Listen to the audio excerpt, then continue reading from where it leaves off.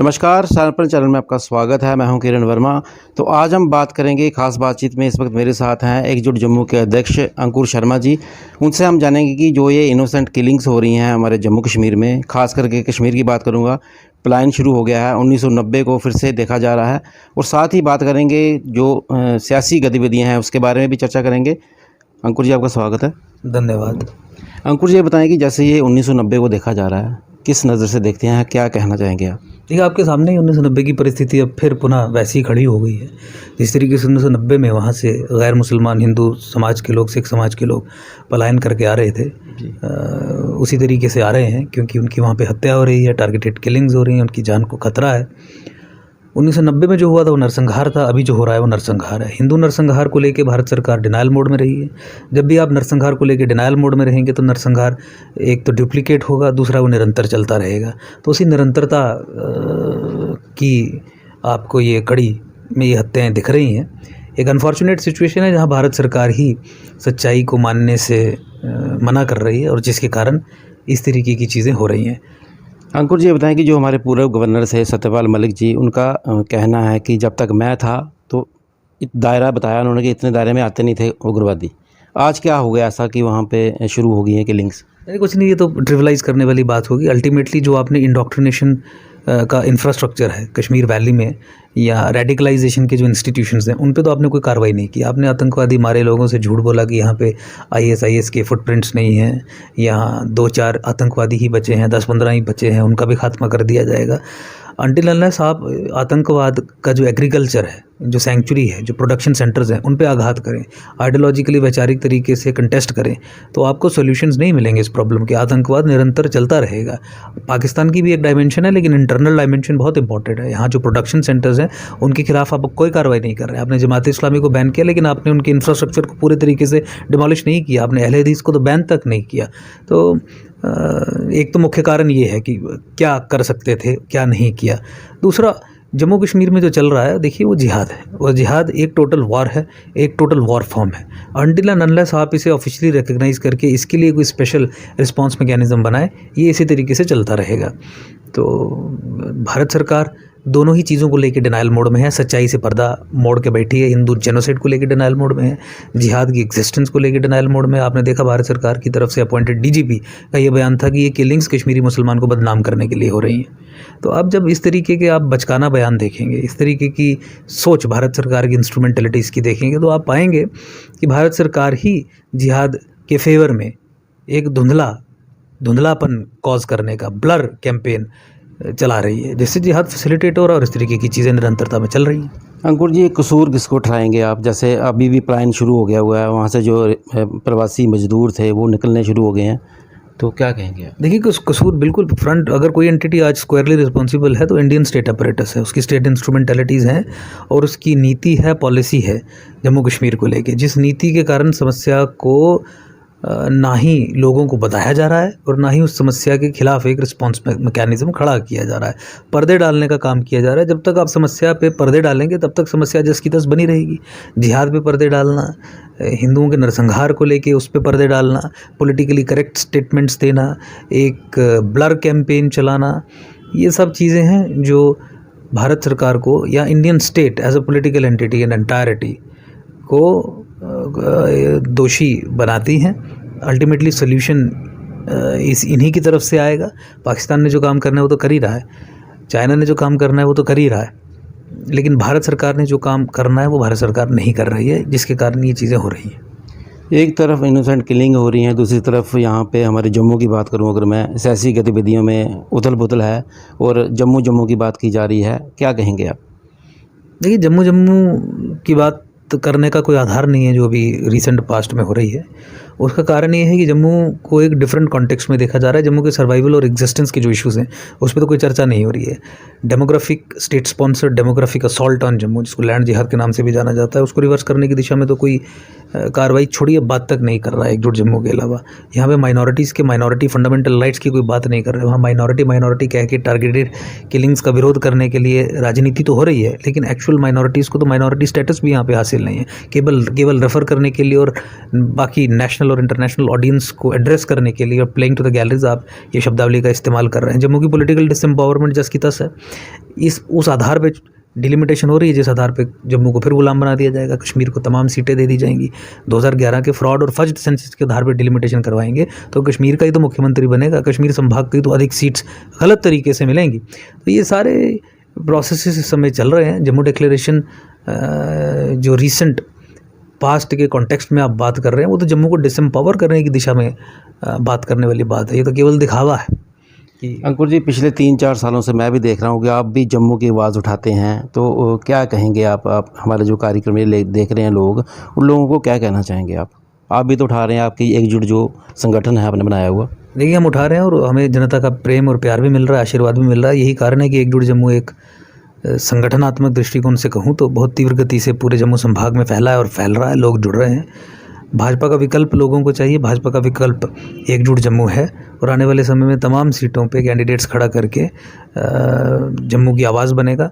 ये रिस्पॉन्सिबिलिटी एकजुट जम्मू के सदस्यों ने ली है कि वो जम्मू में जो पॉलिटिकल वैक्यूम क्रिएट हुआ है उसे फिल करने के लिए एक विकल्प का काम करेंगे, एक विकल्प बनेंगे। उसी रिस्पॉन्सिबिलिटी का निर्वहन करते हुए हम आगे बढ़ रहे हैं और मेरी उम्मीद ये है और आपके माध्यम से लोगों से भी यही निवेदन है कि भारी संख्या में सामने आके हमें सपोर्ट करें, हमें ज्वाइन करें, ताकतवर बनाएं, ताकि जम्मू का आगे उसी तरीके से भला होता रहे जिस तरीके से हम करने की कोशिश पिछले 5-6 वर्षों से कर रहे हैं। अंकुर जी, ये बताएं हमारे कार्यक्रम के माध्यम से कि कश्मीर के लोग अगर इकट्ठे हो सकते हैं, क्या हमारे जम्मू के लोग नहीं हो सकते? क्या आपने इस तरह की कोई मीटिंग्स की जो हमारे यहाँ के सियासी लीडर हैं उन लोगों के साथ? जम्मू के लोग बिल्कुल इकट्ठे हो सकते हैं। जिस तरीके से परिस्थितियां बन रही हैं, मुझे लगता है कि परिस्थितियां भी अब मजबूर करेंगी ऐसे लोगों को जो घर में बैठे हैं और जो इकट्ठे नहीं होना चाहते थे कि वो इकट्ठे हों। मुझे लगता है आने वाले कुछ समय में आपको दिखेगा कि strong political voices of Jammu जिनका एक क्लियर विजन है, जिनका एक क्लियर पॉलिटिकल गोल है कि जम्मू को सेपरेट स्टेट बनाना है, वो इकट्ठे होंगे। मुझे पूरी उम्मीद है। यहाँ पे बड़े सारे लोगों का ये भी मानना है कि जो भी राजनीतिक पार्टियाँ हैं यहाँ पे जम्मू की बात करें 3 ही हैं। क्या आपकी रजिस्ट्रेशन हुई है अभी इलेक्शन कमीशन ऑफ इंडिया से? देखिए, इलेक्शन कमीशन ऑफ इंडिया के साथ हमारी रजिस्ट्रेशन तकरीबन फाइनल हो गई है, लेकिन कुछ इलेक्शन कमीशन ऑफ इंडिया की तरफ से विघ्न डाले जा रहे हैं, जैसे छोटे मोटे डिफेक्ट्स वगैरह नोटिफाई करना। लेकिन अब हमारी पूरी कंप्लीट फाइल होके इलेक्शन कमीशन ऑफ इंडिया के पास पड़ी है। मुझे लगता है कि कुछ ही समय में हमें सिंबल और फाइनल रजिस्ट्रेशन सर्टिफिकेट सब मिल जाएगा। 1 वर्ष से हम लगे हुए हैं, कठिनाइयाँ आ रही हैं बीच में, जानबूझ के लोग टांग अड़ाने की कोशिश कर रहे हैं, लेकिन आई थिंक कि जितनी वो अटका सकते थे अटका चुके हैं। अब we are in the final phases, हमारी जल्द ही। अंकुर जी, एक मैं बात पूछना चाहूँगा आपको। मैंने एक इंटरव्यू देखा था, आपका नाम नहीं लेना चाहूँगा मैं। वहाँ पे कमेंट्स आते हैं लोगों के कि फलाना कि इनके इंटरव्यू नहीं लिया करो, ये मुसलमान के ख़िलाफ़ बोलते हैं। क्या क्लैरिफाई करना चाहेंगे आप? कुछ क्लैरिफाई करने की ज़रूरत नहीं है। माइनॉरिटीज़ को माइनॉरिटी राइट्स दिलवाना, माइनॉरिटी के राइट्स मेजॉरिटी कम्युनिटी अगर गलत तरीके से ले रही है उस पर बात करना, या 370 और 35 ने अगर एक कम्युनल सेटअप यहाँ पे सेटअप किया था उसके खिलाफ बात करना, या extremism, Islamic extremism, Islamic fundamentalism, जिहाद एज ए फंडामेंटलिस्ट आइडियोलॉजी, उसके विरुद्ध बात करना, ये सब बातें तो सेक्युलर फ्रेम में आती है। अगर कुछ लोग इसे गलत तरीके से पोर्ट्रे करते हैं कि मुसलमान या इस्लाम के ख़िलाफ़, तो मुझे लगता है कि probably we should not pay much attention to them. National interest को आपको ध्यान में रखना है। पाकिस्तान यहाँ पे धर्म के आधार पे फसाद करवाने की कोशिश करता है। पाकिस्तान द्वारा प्रायोजित एनसीपीडीपी जैसी पॉलिटिकल पार्टीज़ ऐसे कानून और ऐसे आदेश पारित करके जहां मुसलमानों को लीगल इम्यूनिटी दी जाती है कुछ क्राइम्स करने के लिए, लैंड एनक्रोचमेंट और काउ स्लॉटर, उसका विरोध करना हमारी जिम्मेवारी बनती है। और इस प्रोसेस में अगर कुछ लोग प्रोपेगेंडा करते हैं तो लेट इट बी। कोई ऐसा इशू वो नहीं बता सकते जो हमने टेकअप किया और जिसे कहा जाए कि वो कम्यूनल इशू था। हमने इस्लामिक कम्युनलिज्म के खिलाफ लड़ाई लड़ी है। इस्लामिक कम्युनलिज्म को डिफेंड करने वाले लोग कम्युनल हो सकते हैं, उसके खिलाफ आवाज़ उठाने वाले लोग सेक्युलर ही रहेंगे। जी अंकुर जी, ये बताएं कि जब पिछले दिनों जो दिग्गज लीडर जो शामिल हुए बीजेपी में, क्या आपको लगता है कि बीजेपी का जनाधार बढ़ेगा इससे? देखिए, मुझे नहीं लगता कि बीजेपी का जनाधार बढ़ेगा, क्योंकि बीजेपी की नीतियों से, बीजेपी की सोच से जनता त्रस्त है। आप भी समाज में रहते हैं, समाज से भी लोगों से बात करते हैं, सबको बीजेपी का विकल्प चाहिए। लोग आज बीजेपी को वोट इसलिए दे रहे हैं क्योंकि विकल्प नहीं है। कांग्रेस विकल्प हो नहीं सकता, ना कभी था। एनसी और पीडीपी तो कभी भी नहीं थे। तो वही विकल्प बनने का जिम्मा एकजुट जम्मू ने लिया। मुझे लगता है कि धीरे धीरे हम वो विकल्प बन चुके हैं। आने वाले समय में पूरे तरीके से विधानसभा में जम्मू संभाग की आवाज़ रखेंगे। पूरे जम्मू संभाग का सहयोग भी हमें रहेगा। पूरी हमें इस बात की उम्मीद है कोई ऐसा व्यक्ति जो जम्मू की लिबरेशन की लड़ाई लड़ रहा हो, जम्मू की पॉलिटिकल एम्पावरमेंट की लड़ाई लड़ रहा हो और वो बीजेपी में चला जाए तो उसे हम क्षति मानेंगे। लेकिन ऐसे लोग जिन्होंने कश्मीरी इंपीरियलिस्ट ताकतों के एजेंट बन के यहाँ पे काम किया है, जम्मू की सब्जुगेशन और कॉलोनाइजेशन के प्रोसेस को होने में फैसिलिटेटर का रोल निभाया है, कश्मीरी हेजेमोनिक ताकतों के फ्रंटमैन यहाँ पे बन के उनके इंटरेस्ट्स को सर्व करने का और इन रिटर्न अपने वेस्टेड और प्राइवेट इंटरेस्ट्स फुलफिल करने का करियर बनाया है। तो मुझे नहीं लगता कि ऐसे लोग कोई भी पॉलिटिकल पार्टी ज्वाइन करें तो इससे एकजुट जम्मू को कोई फ़र्क पड़ेगा या लोगों में कोई ऐसा विश्वास की भावना आएगी कि अब बीजेपी हमारे इंटरेस्ट्स की लड़ाई लड़ेगी। आई डोंट थिंक कि वो इवन वर्थ डिस्कशन भी है। जो लोग 25-25 सालों से एक ही पार्टी में थे, एकदम से दूसरी पार्टी में जाना, क्या सोचते हैं आप इस बारे में? ये देखिए, पॉलिटिकल टर्नआउट्स तो आपको दिखेंगे ही, अपॉर्चुनिस्ट्स भी आपको दिखेंगे और एक अनफॉर्चुनेट सिचुएशन है ये इंडियन पॉलिटिकल रैल्म में, एक रियलिटी है। लेकिन मुझे लगता है कि लोग अब काफ़ी समझदार हैं। वो जानते हैं कि उनके लिए लड़ने वाले लोग कौन हैं और उनको बेचने वाले लोग कौन हैं। मान सिंह और महाराणा प्रताप की डिस्टिंक्शन लोग भलीभांति समझते हैं। मुझे लगता है कि लोग महाराणा प्रताप जैसे कैरेक्टर्स को ही अब अपना राजा बनाएंगे या उन्हें ही समर्थन देंगे या उन्हें ही मजबूत करेंगे। अब मॉडर्न डे मान सिंह आज की जनता को बेवकूफ़ नहीं बना सकते।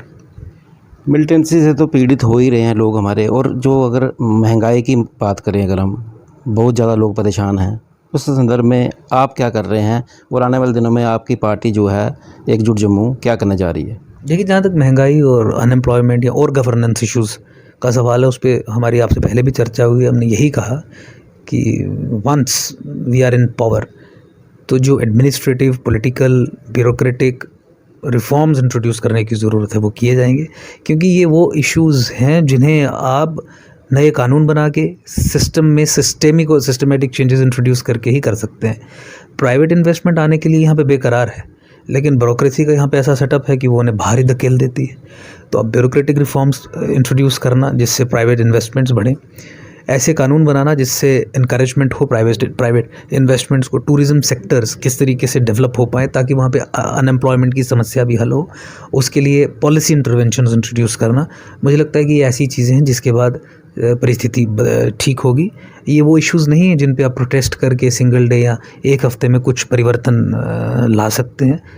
आई थिंक जैसे ही पॉलिटिकली एकजुट जम्मू मजबूत होता है with the introduction of systematic reforms in all sectors of the economy and the administration as well as politics, चीज़ें ठीक होंगी। भारत गरीब नहीं है, सिस्टम के कारण भारत गरीब है, वो सिस्टम को बदला जाएगा। अंत में एक प्रश्न हो रहा है मेरा कि एकजुट जम्मू आपने नाम दिया है अपनी पार्टी का, तो मैं ये पूछना चाहूँगा आपसे, क्योंकि नेशनल पैंथर पार्टी है, डोगरा स्वाभिमान संगठन है, क्या इन लोगों से आपकी बात हुई कि आप एक मंच में इकट्ठे हों और जम्मू की हक की आवाज़ उठाएं, क्योंकि इनका भी यही मुद्दा है कि हम जम्मू के लिए आगे आएँ? देखिए, कॉमन मुद्दा ये है कि जम्मू एक सेपरेट स्टेट बने। अब क्या समस्या है जम्मू संभाग की, किस विषय पे ये पोजीशन ली जाएगी, क्या रणनीति रहेगी, उसके ऊपर चर्चा होनी चाहिए और होगी। मुझे लगता है कि आने वाले समय में, चूँकि ये ग्रेजुअल प्रोसेस है, ये मीटिंग्स का दौर शुरू होगा एंड यू विल सी कि वो ताकतें जो जम्मू के इंटरेस्ट को वाकई में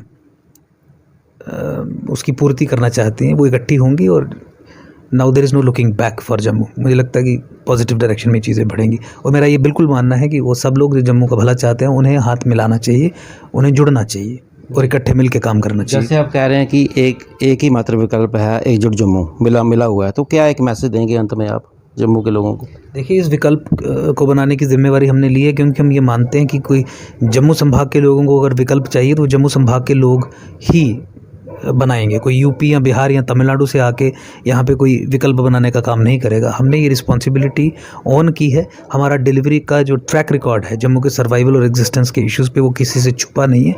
उस ट्रैक रिकॉर्ड के आधार पे एकजुट जम्मू को और मजबूत करिए और जम्मू को एकजुट जम्मू को एक विकल्प समझ के इस विकल्प के हाथ मजबूत करिए, ताकि वो सब काम जो हमने सत्ता से बाहर रह के किए, सिंगल हैंडेडली किए, अगेंस्ट ऑल ऑड्स किए, बिना किसी सपोर्ट के किए, उसे व्यापक तौर पे, बड़े तौर पे सत्ता में आने की बात करें। जी, धन्यवाद जी आपका। धन्यवाद। दर्शकों, जैसे आपने सुना कि एकजुट जम्मू के अध्यक्ष थे मेरे साथ अंकुर शर्मा जी। इनका यही कहना है कि एकजुट जम्मू ही एक विकल्प है जम्मू की आवाज़ उठाने के लिए, और हम चाहते हैं कि जितने भी राजनीतिक दल हैं हमारे साथ जुड़ें और एक मंच पे बैठ के हम बात करें, ताकि हम अपने जम्मू के बारे में सोच सकेंगे। मुझे उम्मीद है कि आपको इनकी बातचीत आपको पसंद आई होगी। फिर मिलेंगे एक नए विषय के साथ। नमस्कार।